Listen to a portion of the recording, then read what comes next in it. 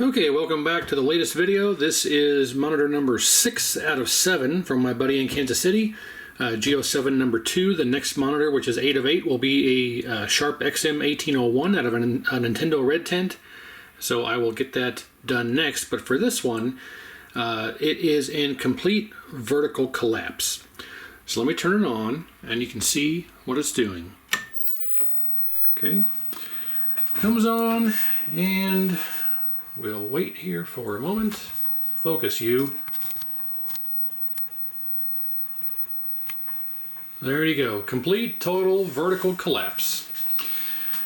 And off we go. Alright, so I went through the normal things to try and figure out what this could possibly be caused by. It had all the original caps, so the first thing I did was a full cap kit, a full reflow, and an inspection and testing of all the normal components that could cause this, which we'll go over here shortly. But I did find 4 caps that were leaking. The one on the neck board, the 250 volt 10 microfarad, almost always is leaking, and that was this one. It's going to be hard to show here, but yeah, see, this one was leaking, and this one on the main board, same 250 volt 10, that was leaking. This 2200 was leaking right there out of the side. This one here, this 160 volt 3.3 was leaking a bit, and then the rest of them were all somewhat okay. That I did have to change out. I did have to change out the width cap, or I'm sorry, width coil. I do that every time I say width cap instead of width coil. The width coil was broken. Someone tried to epoxy it back together, but it didn't fix it. So, and the top just spins around. It's crusty and broken. So I did change that out as well. So full cap kit, full reflow, and new width coil, but it still has the exact same issue, complete total vertical collapse. Let's get it back off the tube and see if we can figure out why that's happening. Alright, so here we are back on the bench, and I've done all the normal stuff to these that you normally do. I did, like I say, I did the cap kit and the reflow and the new width coil, and I did the curl mod where you remove C501 and throw it away and put C303 in C501 spot and put a 22 microfarad cap in C303 spot to prevent the curl on the image that some games provide on their sync signals and things. But when you look at the flow chart for vertical collapse, it talks about checking the 2 transistors here and FR401 and the other components in the 401 circuit. And then it says as a last resort, IC501 can cause the problem.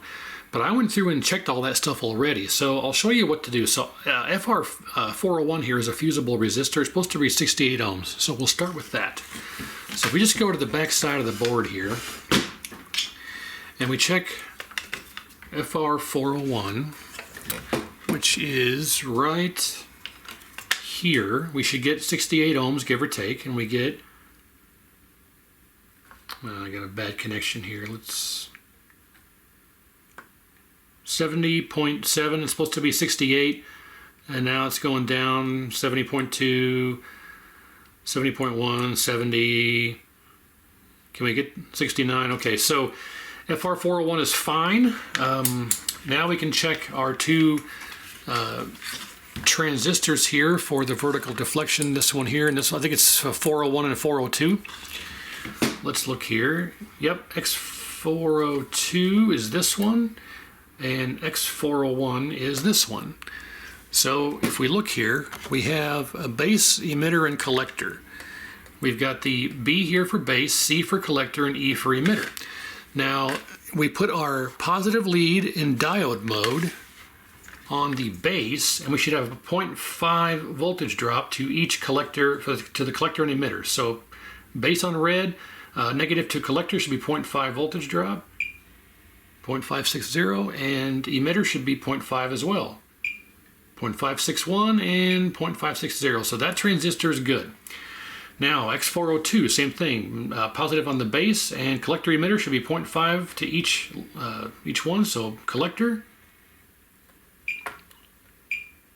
0.57 and emitter 0.57. So those transistors are good. Those are not the problem or the cause of our problem. So FR401 is good, our 2 transistors are good, and now it comes down to checking all the resistors in the 400 circuit. So you have, you know, R418 and R414 and R415 and R420 and D401 and so on and so forth. And I went through and checked all those, and those are all fine. There's nothing wrong on those components. So all the resistors and diodes are good in the 400 circuit. Our transistors are good. FR401 is good. I didn't find any broken traces or bad pads or no cracks in the board. All that stuff, everything checks out okay. So what we're going to do now is replace IC501 and just to see if we can rule that out as the cause, because that's kind of the last ditch effort on that. If you've got all of these other components that are bad, if all the components that could be bad test good, you're left with a possible crack in the board or bad solder joints, and I've kind of eliminated that because there's no cracks or issues like that I can find. And what you do is you get a high-powered light and turn all your lights off in the room and shine the light from this way through, and anything that's cracked, you'll see the crack show up with the light. It's the easiest way to find the cracks. Plus, with a nice visual inspection, you can tell and look at the board at the right angle, and you can look and see if the board's been flexed or cracked, and there's no cracks or breaks that I can find. And then also you want to check to make sure your yoke header pins are good. If there's any cracked joints on the yoke header pins, that can cause it, but those are all okay. And ultimately, you also want to make sure that you've got a good yoke. If the yoke winding on your yoke is open, you're going to have collapse, but we don't. The yoke winding is fine. And I've actually tested this on another tube and another yoke, so this is absolutely a problem with the chassis, not a tube or yoke issue. So yeah, I think what we're going to do now is swap out IC501 just to eliminate that as the cause. And I should have one. I mean, I've got, let's see if I have.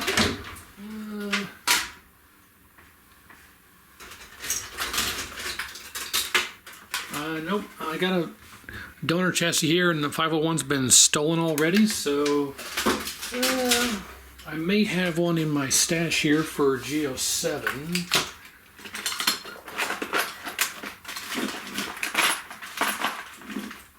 Let's see, G07, do I have any of those in here? I do, right here, boom. Look at that, sweet, okay.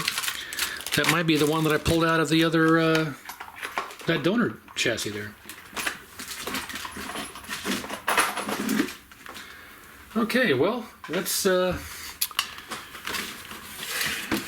yank this one out of here, and we're gonna grab a socket so we can put a socket in there.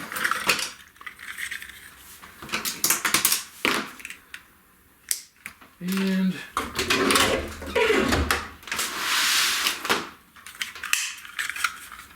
turn my fan on.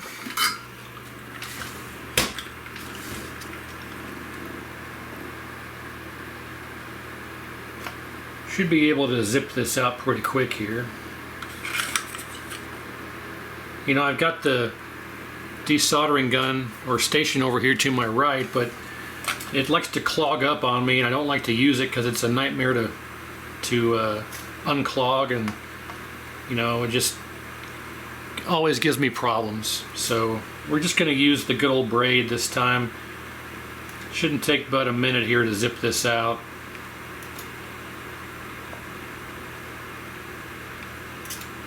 Because there's hardly any solder in here holding these on to begin with.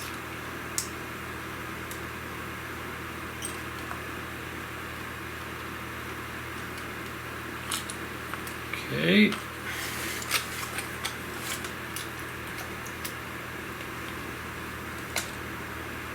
Now I'm kind of, going through a lot of this pretty quick, but trust me, I did my due diligence off camera, and I checked everything that could possibly be wrong in the circuit that could cause this, and I didn't find anything wrong. So we're going to shotgun this replacement IC501 just to see if it does anything and go from there. That way we can at least, we don't want to spend a lot of time testing various things and doing all kinds of stuff that's unnecessary if we have this faulty component that could be part of the problem. So we're going to just eliminate this as the cause. If we put this in and it still has the same issue, then at least we know that it's not the cause. So it's not going to hurt anything to swap it out.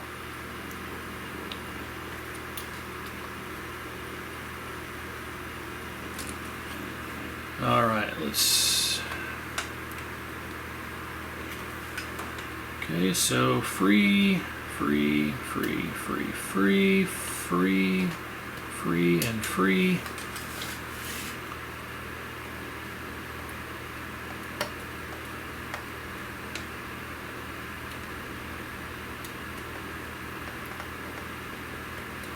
All right, this should just come right out.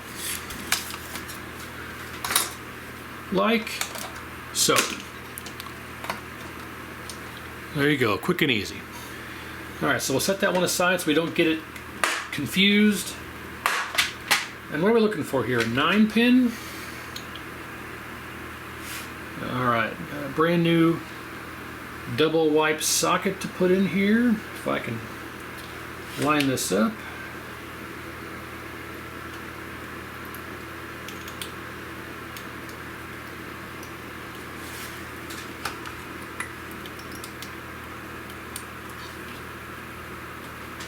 There we go. Super easy. And let's make sure I got that in properly. The notch goes towards the back, is that right? I want to take the socket back out. Yeah, notch goes this way, so let's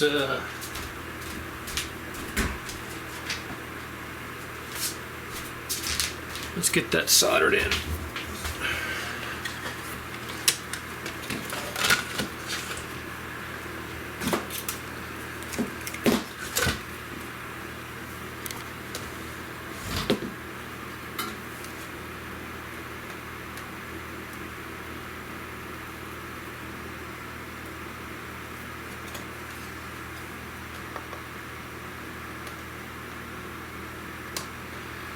Okay, so we're going to have to do this kind of this way because I don't want to create any bridges.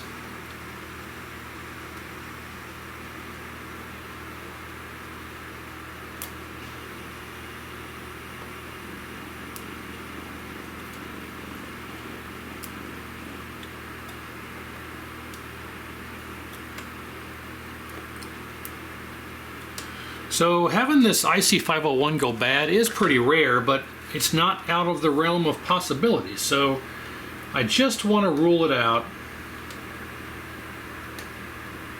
because I haven't been able to find anything else that could account for the collapse.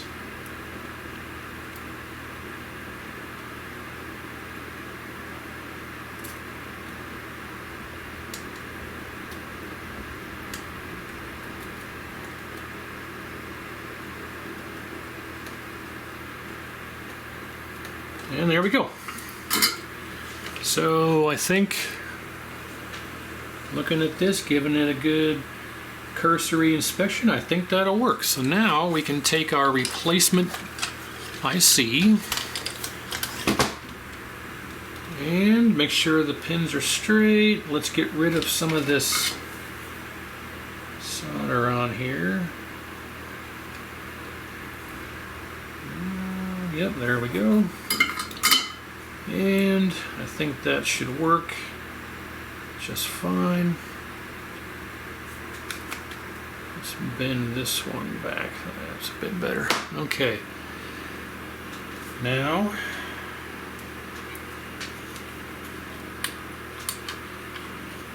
gotta straighten these up a bit.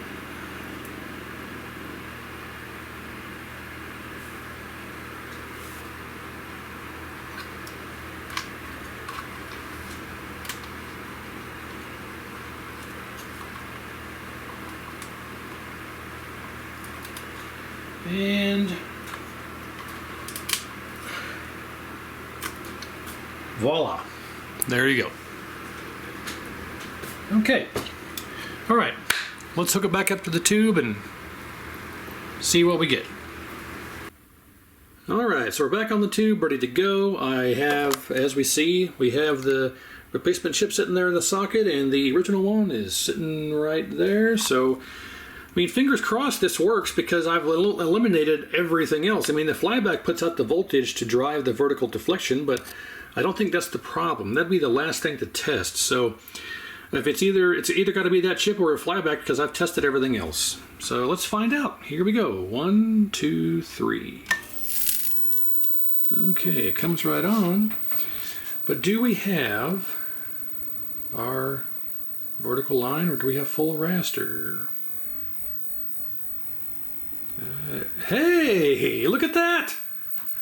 You darn rascal. Well, you darn rascal. Well, I'm a little concerned about these black lines here. That doesn't look normal. We may be stretched way too... You know what? I bet you we're stretched way too high. I wonder if somebody tried to adjust our vertical height. Never, ever, ever use a metal screwdriver for what I'm doing. But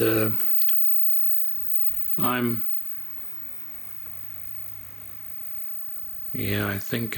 what am I? I'm reckless. Yeah, those black lines are gone now, because if we increase it... Yeah, there's the black lines. If we decrease it... It's hard to see on camera.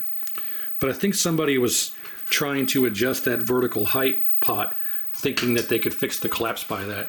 Now that we have full raster, that looks much better. Okay, as you can see, there is some gnarly screen burn. Like this is from like a Galaga or something, I think. But hey, all right, we're making progress here. That darn IC501, I probably can count on one hand the number of times that's actually failed. But in this case, yeah. And as a last resort, I mean, even the flow chart says IC501, it could be the last resort, but although it's not very likely to be bad. But in this case, that was the issue.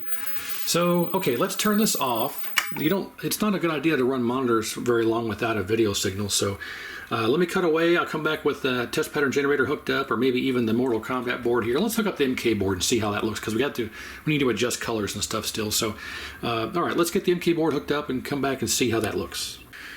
Okay, so I got the camera on the tripod here just for ease of adjustments. The MK board's hooked up. So let's turn it back on and see how we can make this look here. Okay, came right on. What do we get? Okay. Well, already we got linearity problems. The bottom is squished a bit there. Let's adjust that linearity while we have it on the screen. That's better right there. I'll see about right there.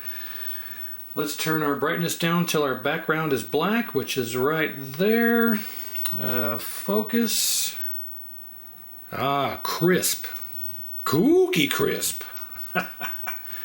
Vertical center is, well, it's centered. And, all right, let's adjust our vertical height.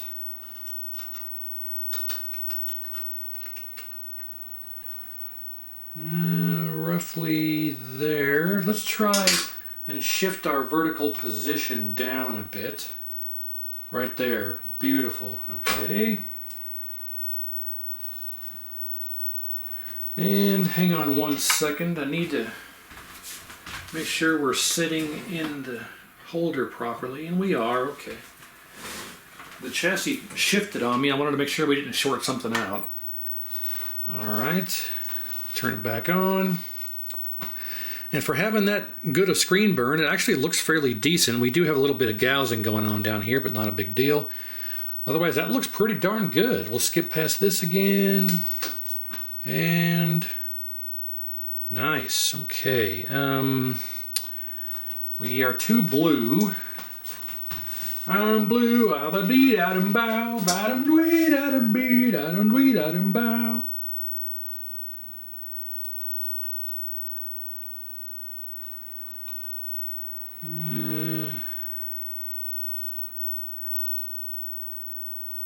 What do you think about that?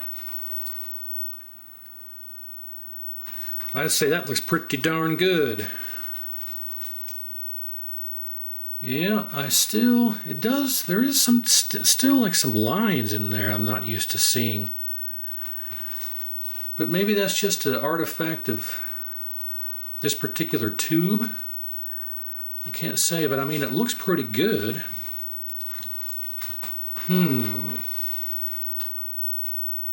Yeah, because on this screen, I don't really notice them on this screen. In person, The camera doesn't quite pick up what I'm seeing, I guess, but looking through the viewfinder here. But I mean, that looks pretty freaking good right there in person. Yeah, see how, I don't know if you can tell, it's got these lines here. I wonder if if I decrease the vertical height, does that change it? Yeah, it does. This yoke may not be original, or it may not be a G07 yoke, but I think, yeah, because that's what's happening here, is the screen is tearing, because I think this yoke isn't quite the original yoke, but even so, it still looks pretty darn good. Not enough to really be concerned with. So, like, I don't know, let me shrink this a bit. Now, they're still there. Yeah, maybe not. Maybe it's not a yoke issue. But let's switch PCBs.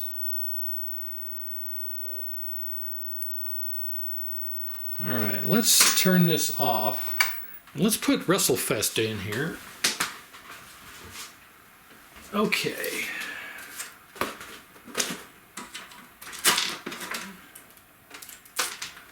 All right, WWF WrestleFest. Connected. Let's see what this one does. This one's a lot brighter, so I gotta adjust H hold here.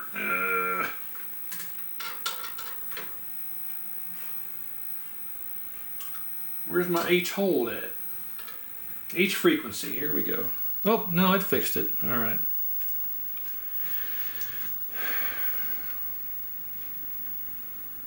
Yeah, I don't notice those lines at all on WrestleFest.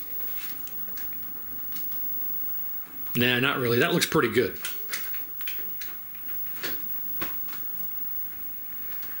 Yeah, so, well, it's hard to tell looking at it from the side here. And we're too bright, but I'm going to call it okay. In person, they look much worse in the camera, and the colors look pretty good in person too. The camera never really does these monitors any justice, but I would say that I would be happy with this if this was my personal monitor. It looks pretty darn good. Yeah, right about there. I'm not going to bother adjusting size or position, so, but yeah, so there you go. G07. Rebuilt, reflowed, all the normal stuff, and it turns out we had vertical collapse due to a faulty IC 501, which you can't even really see. There it is. So, all right. Hopefully you learned something. Again, I appreciate you watching. Like, share, and subscribe, and we'll see you on the next repair.